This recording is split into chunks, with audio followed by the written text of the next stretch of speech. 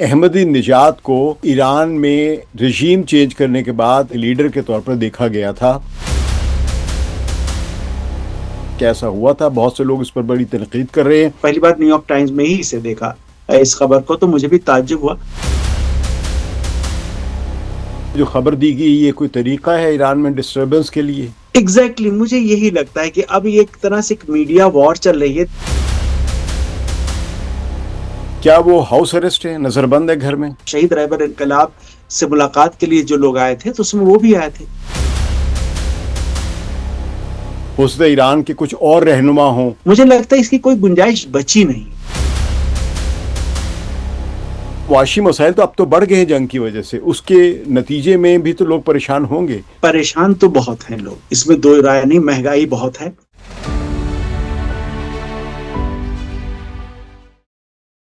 ثقلین امام کا سلام قبول کیجیے۔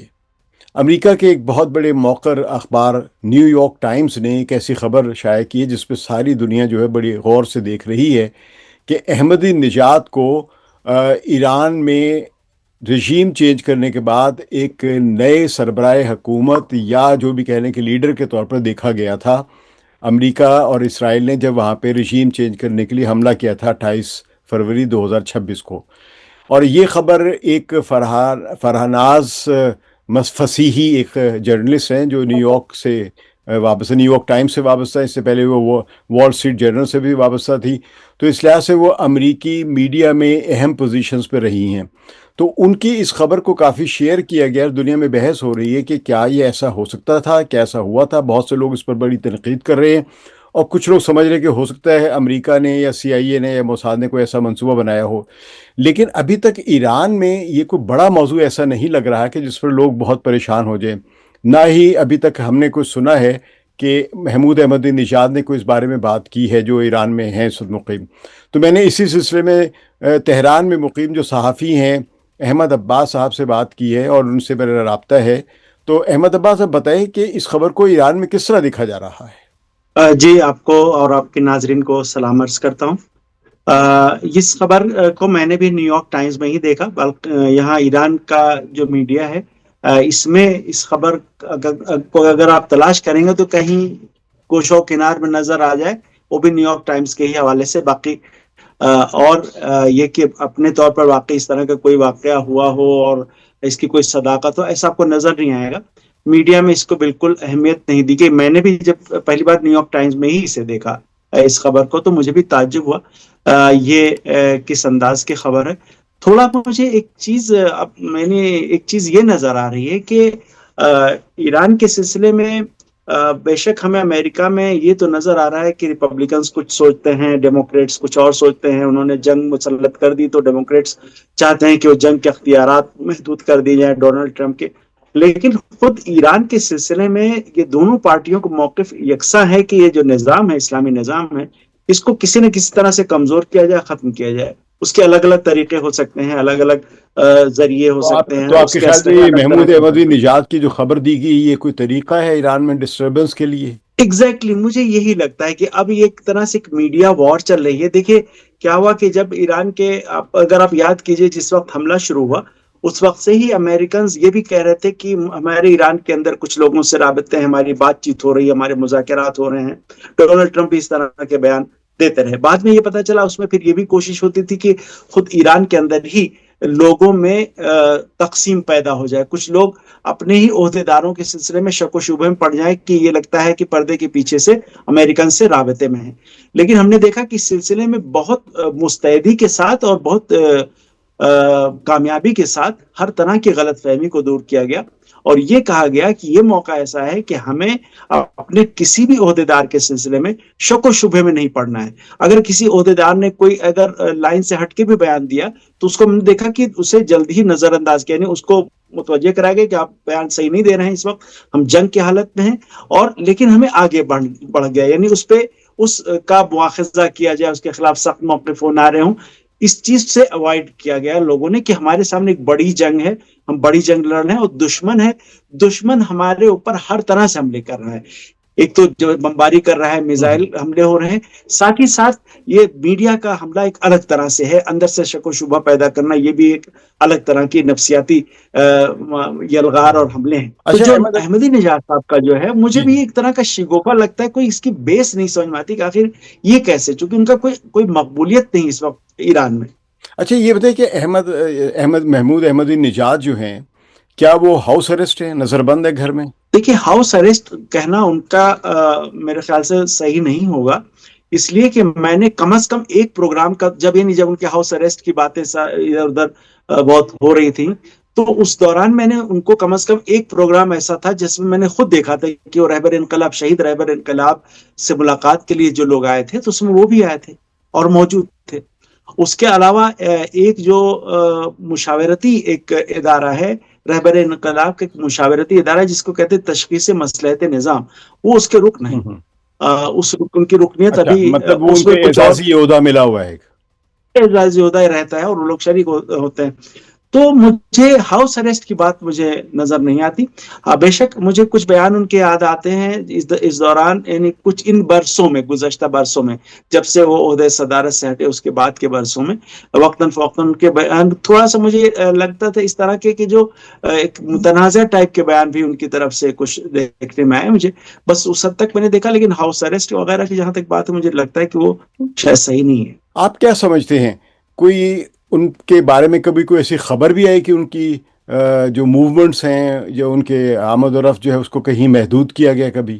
دیکھیے، اس طرح کی خبریں میں نے ان کو یہ تو دیکھا کہ میڈیا ان کو توجہ نہیں دے رہا ہے، یہ مجھے نظر آیا۔ یعنی میں اگر پرنٹ میڈیا دیکھتا ہوں یا باقی اور جو پلیٹ فارمز ہیں، تو ان پہ مجھے ان کی کوئی موجودگی بہت نظر نہیں آتی۔ یہ تو مجھے اتنا سمجھ میں آیا، لیکن یہ کہ ہاؤس اریسٹ کا مجھے اندازہ بالکل نہیں ہے، اور مجھے چیز صحیح، یعنی وہی میں نے چونکہ جو ایک واقعہ مجھے وہ یاد آیا، کم از کم وہ ایک ملاقات وہ یاد آئی کہ جس میں وہ بڑی ہستیاں شامل ہوئی تھیں، یعنی اس میں سابق صدور اور باقی اور سارے بڑے عہدیداران اور موجودہ، سابق اور موجودہ شامل تھے۔ تو اس میں مجھے احمد نژاد صاحب نظر آئے تھے، تو مجھے اس کی وجہ سے لگا کہ یہ چیزیں اس میں بنیاد نہیں ہے اور ایک طرح کا پروپیگنڈا ہے۔ تو آپ کیا سمجھتے ہیں، کیا جو بھی جس نے بھی یہ خبر دی ہے یا جس سے خبر دلوائی گئی ہے، کیا وہ احمدی نژاد کو ایک ہدف بنا کر کچھ اور لوگوں کو پروٹیکٹ کرنے کی کوشش کر رہے ہیں؟ یعنی ہو سکتا ہے ایران کے کچھ اور رہنما ہوں جو تعاون کر رہے ہوں اس رجیم چینج میں، جن کو چھپانے کے لیے احمدی نژاد پر الزام لگا دیا گیا؟ دیکھیں، اس وقت میں اگر ہم ایران کے اگر ہم پولیٹیکل کلاس کی بات کریں، جو بڑے پیمانے پہ جو دو طبقے ہیں یہاں پر، وہ ایک ریفارمسٹ اور ایک اصول گرا۔ پرنسپلسٹ اور اصول گرا، یہ دو لوگ ہیں۔ اور ان میں جو ریفارمسٹ کہے جاتے ہیں، جس میں جواد ظریف، حسن روحانی اور اس طرح کے اور بھی بڑے نام ہیں، عباس عبدی اور سری القلم اور اس طرح کے بڑے نام ہیں، خود ڈاکٹر پزشکیان، یہ ریفارمسٹ کہے جاتے ہیں۔ ان کا بہت پہلے سے، یعنی کئی سال سے، یعنی یہاں بلکہ ہم اس وقت سے کہیں گے جب سے جو 8ویں ڈیل جو ہوئی اس میں بھی یہ پیش رہے، اور ان کا موقف یہ تھا کہ ہمیں مغرب سے تعاون کا راستہ اختیار کرنا چاہیے، اور وہیں سے جو مسائل ہیں ہمارے حل ہو جائیں گے، بات چیت کے ذریعے ہم مسائل حل کر سکتے ہیں، اور جو یہ دشمنی ہماری چلی آ رہی کئی عشروں سے، اسے دھیرے دھیرے ہم اسے ختم کر سکتے ہیں، اور جیسے باہمی تعاون دنیا کے ملکوں کے درمیان ہوتا ہے، اسی پیٹرن پہ ہم بھی کام کر سکتے ہیں۔ دوسرا طبقہ جو اس کے مقابلے میں ہے، اس کی سوچ یہ ہے کہ امریکہ ہمارے ساتھ مذاکرات، اس کی نیت صاف نہیں ہے، وہ ہمارے نظام کو ہی تسلیم نہیں کرتا، وہ ہمارا نظام ختم کرنا چاہتا ہے۔ اس کو یہ نہیں کہ کچھ غلط فہمیاں ہیں تو انہیں دور کر لیا جائے اور پھر جو ہے وہ تعاون کا ایک راستہ نکل کے آئے۔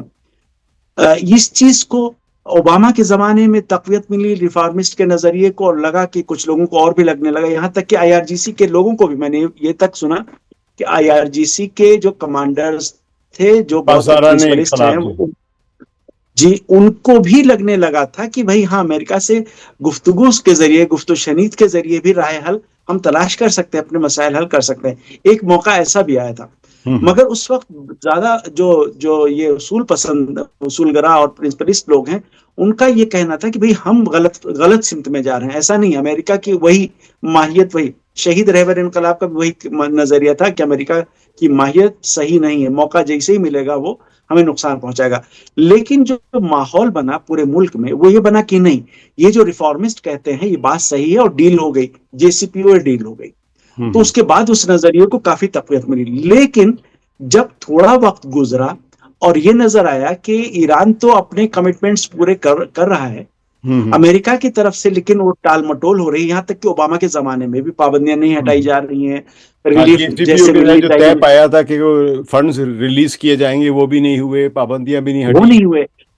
تو وہ نظریہ کہیں نہ کہیں کمزور پڑنا شروع ہوا. اس میں جواد ظریف، حسن روحانی، ان پہ سوالات اٹھنے لگے. یہ جواب بھی دیتے تھے اس کے کہ نہیں ایسا نہیں، ایسے ہو جائے گا، اس طرح سے ہو جائے گا. پھر جب ٹرمپ کا زمانہ آیا اور ٹرمپ اس معاہدے سے نکل گئے، تو وہ جو نظریہ تھا 2018 میں، تو وہ جو نظریہ تھا کہ امریکہ سے مذاکرات کر کے اور معاہدہ کر کے ہم مسائل حل کر سکتے ہیں، وہ نظریہ پھر پوری طرح سے کمزور پڑ گیا. پھر وہ جو میکسیمم پریشر کی بات آئی، وہ پھر ہم نے دیکھا کہ جو ریفارمسٹ نظریہ سے لگاتار کمزور ہوتا چلا گیا. پھر ابھی اس حالیہ دوران میں یہ ہوا کہ مذاکرات چل رہے تھے، امریکہ نے اٹیک کر دیا، اور دوبارہ پھر سے مذاکرات چل رہے تھے، یہ 28 فروری کا اٹیک کر دیا. ہاں، یہ مذاکرات کے دوران اس سے تو پھر مذاکرات کے حامی لوگوں کے لیے تو حمایت لوگوں کی ختم ہو گئی ہوگی، یا ابھی بھی ہے. ایگزیکٹلی. تو اس سے اس نظریے کو تقویت ملی، جو اصول پسند ہے، اصول گرا جن کو کہتے ہیں پرنسپلسٹ، کہ امریکہ سے بات چیت کے ذریعے نہیں، امریکہ ہمارے نظام کو ریجیم چینج کرنا چاہتا ہے، نظام کو ختم کرنا چاہتا ہے. مذاکرات وہ بہانے کے طور پہ صرف لاتا ہے. اس کا مقصد یہ ہوتا ہے کہ ہم ایران کے جو میزائل پاور ہے وہ کم کر دیں، ختم کر دیں، جو نیوکلیئر پاور ہے وہ ختم کر دیں، جو ریجنل الائز ہیں ایران کے ان کو کمزور کر دیں، پھر گھیر کے کمزور کر کے ایکچولی ختم کر دیں. تو اس نظریے کو اب کسی شک و شبہ کی گنجائش رہ نہیں گئی ان دو جنگوں کے بعد. تو اب ہمیں ایسی صورتحال میں کہ ایران کے اندر پھر سے کچھ لوگ نکل کے آ جائیں، رژیم چینج کرنے لگے، احمد نژاد صاحب کا نام آ جائے کسی، مجھے لگتا ہے اس کی کوئی گنجائش بچی نہیں کیا اس وقت.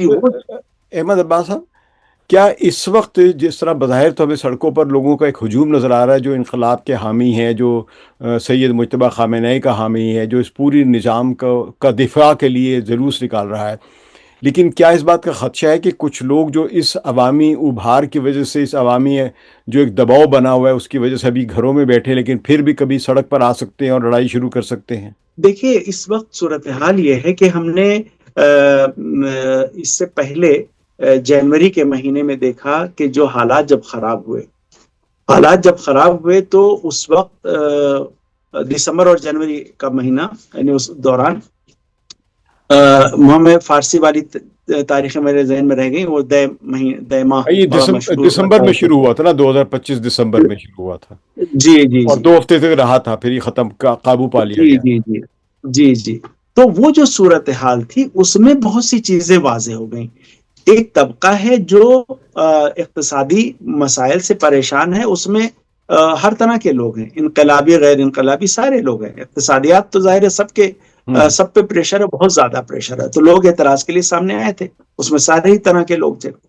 لیکن کیا ہوا تھا کہ اس دوران پھر امریکہ اور اسرائیل، آپ دیکھ لیں گے کہ اس میں تو جو بیان ہیں امریکہ کے سابق وزیر خارجہ، نام میرے ذہن سے اس وقت نکل رہا ہے، انہوں نے تو کہا تھا کہ موساد کے لوگ اس وقت سڑکوں پہ ہیں. اسرائیل موساد نے اپنے پرشین اکاؤنٹ سے وہ ٹویٹ کیا کہ ہمارے لوگ آپ کے ساتھ ہیں. تو انہوں نے کیا کیا تھا، ہائی جیک کرنے کی کوشش کی تھی. تو کہیں نہ کہیں جو لوگ ہیں، جو مسائل ہیں، جو گھروں میں بھی جو بند ہیں، تو گھروں میں بند کا مطلب یہ ہے کہ اب جو ایسا نہیں ہے کہ مطلب کوئی کسی ذہن میں آ جائے کہ اب ہم باہر نکل کے ریجیم چینج کر دیں.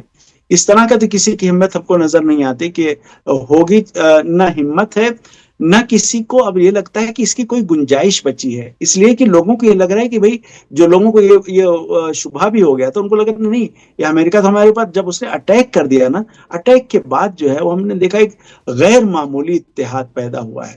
دوسری چیز ایک اور ہوئی ہے کہ رہبر جو شہید ہوئے اس کی وجہ سے جو وہ جنوری کے واقعہ کی وجہ سے جو تقسیم نظر آ رہی تھی سماج میں، وہ کافی حد تک پٹ گئی.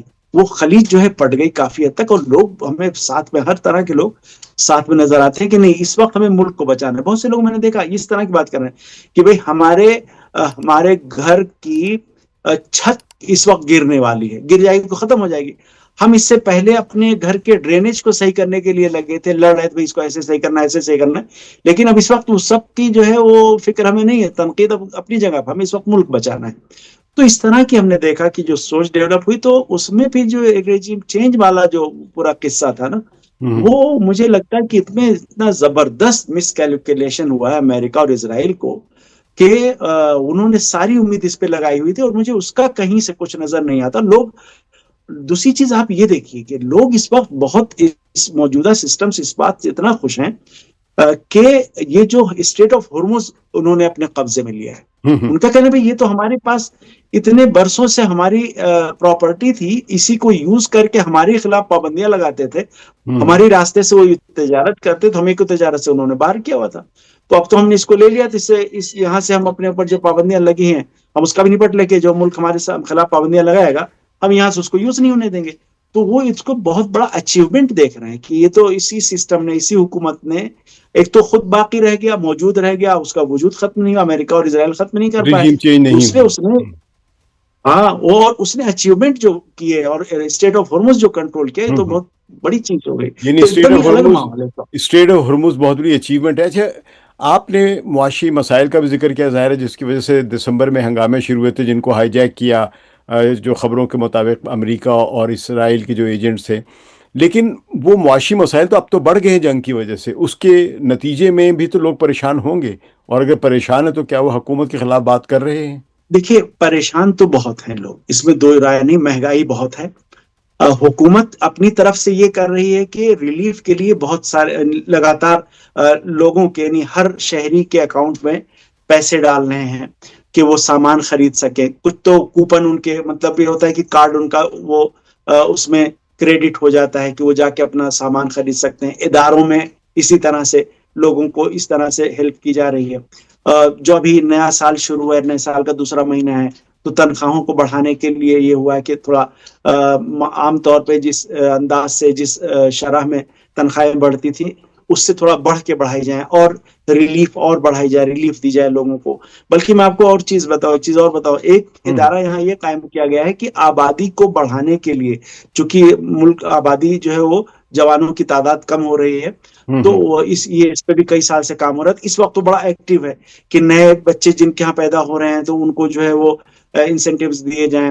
جو جوان شادی کر رہے ہیں تو وہ گھر کیسے کرائے پہ لیں گے، تو ان کو جو ہے وہ یعنی جو ابھی لون دیے جنہوں نے جائیں. یکم ذی الحج کو شادیاں کی ہیں یہ تہران میں، جی یا جی، ان لوگوں کو کچھ مالی یا دوسری قسم کی سہولتیں ملیں گی، اور اگر بچے پیدا ہوں گے تو ان کو بھی سہولت ملے گی؟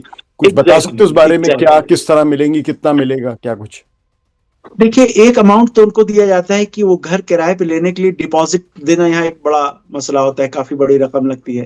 تو ڈپازٹ کے نام پہ ایک تو ان کو ایک اماؤنٹ دیا جاتا ہے، وہ ٹھیک ٹھاک اماؤنٹ ہے. ہوں بہرحال پھر بھی ضرورت پڑتی ہے کہ اور بھی اس پہ ملایا جائے، وہ کافی نہیں ہوتا لیکن ایک بڑی مدد ہوتی ہے. خود شادی کے لیے جو ہے وہ لون دیے جا رہے ہیں کہ ہوں جس کی شادی ہونے والی ہے وہ جا کے اپلائی کرے، وہ لون انہیں آسانی کے ساتھ حاصل ہو جائے. پھر وہ بہت کم انٹرسٹ پہ، بہت ہی معمولی انٹرسٹ پہ دھیرے دھیرے واپس کریں. اس طرح کی سہولتیں دی جا رہی ہیں. اور اس کے علاوہ اور یہ کہ ان کو جو سامان، اچھا دوسرے کی شادیوں کو آسان بنایا جائے. ابھی ہم نے دیکھا کہ ابھی پہلی ذی الحج کو جو جناب امیر المومنین اور جناب فاطمہ زہرا کی شادی کی تاریخ ہے، پہلی ذی الحج، ہمارے محلے میں ایک یہی جہاں پر رات کو لوگ پروٹیسٹ کرتے ہیں، ہوں وہیں پر 4 شادیاں ہوئی. تو اس دن ہوں بہت بڑی تعداد میں پورے ملک میں شادیاں ہوئیں، اور وہ شادیاں ہمارے محلے کے لوگوں نے شادی کا خرچ جمع کر کے اٹھایا کہ ان کو خود خرچہ خرچ نہ دیا. انہیں کرنا پڑے، اور جو ہے ان کو تحفے دیے گئے، مشہد کا کی اچھا، زیارت کا آپ سفر آپ کرنے آپ جائیں. یہ بتا رہے ہیں کہ حکومت کی طرف سے ان کو کرائے کے مکان کے لیے ڈپازٹ ملتا ہے، صرف یہی سہولت ہے یا اور بھی کچھ ملتی ہے نو بے احاطہ جوڑوں کے لیے؟